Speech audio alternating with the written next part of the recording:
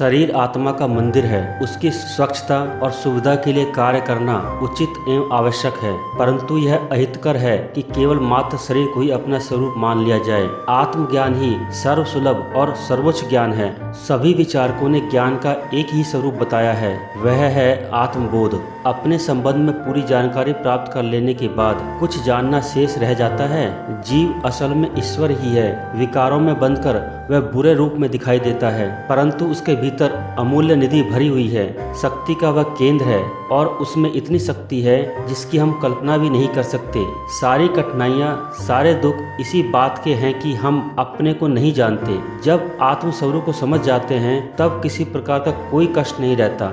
जब व्यक्ति समझ जाता है कि मैं ज्ञान हूँ, तब उसे वास्तविक ज्ञान हो जाता है। चाहे किसी दृष्टि से देखा जाए, आत्मज्ञान ही सर्वसुलभ और सर्वोच्च ज्ञान ठहरता है। किसी व्यक्ति से पूछा जाए कि आप कौन हैं, तो वह अपने वर्ण, कुल, पद या संप्रदाय का परिचय देगा। अधिक पूछने पर अपने निवास स्थान, वंश, व्यवसाय आदि का अधिकाधिक विस्तृत परिचय देगा। शरीर भाव में मनुष्य इतना तल्लीन हो गया है कि वह स्वयं को शरीर ही समझने लगा है।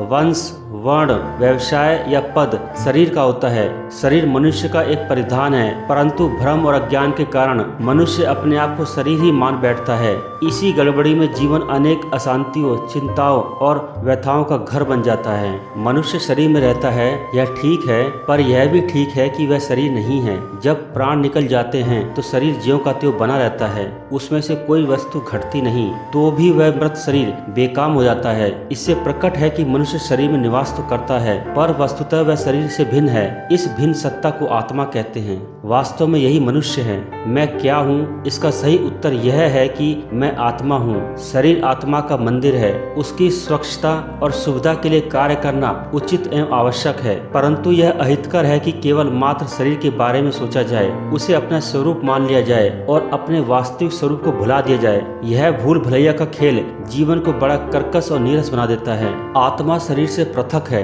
अलग है। शरीर और आत्मा के स्वार्थ भी पृथक हैं। शरीर के स्वार्थों का प्रतिनिधित्व इंद्रियां करती हैं। 10 इंद्रियां और 11 मन, यह सदा ही शारीरिक दृष्टिकोण से सोचते हैं और कार्य करते हैं। स्वादिष्ट भोजन, बढ़िया वस्त्र, सुंदर सुंदर मनोहर दृश्य, मधुर वाणी, रूपवती स्त्री, नाना प्रकार के भोग विलास, ये इंद्रियों की आकांक्षाएं हैं। इन्हीं इच्छाओं को तृप्त करने में प्राय सारा जीवन लगता है। जब ये इच्छाएं अधिक उग्र हो जाती हैं, तो मनुष्य उनकी किसी भी प्रकार से तृप्ति करने की ठान लेता है और उचित अनुचित का विचार छोड़कर जैसे भी बने वैसे स्वार्थ साधने की नीति पर उतर आता है। यही समस्त पापों का मूल है। जीवन की वास्तविक सफलता और समृद्धि आत्म भाव में जागृत रहने में है।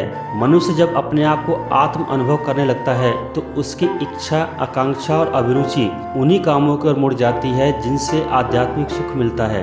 यह पुण्य कर्म करने से आत्मा यानी हृदय में बड़ा ही संतोष, आनंद एवं उल्लास का भाव जगता है।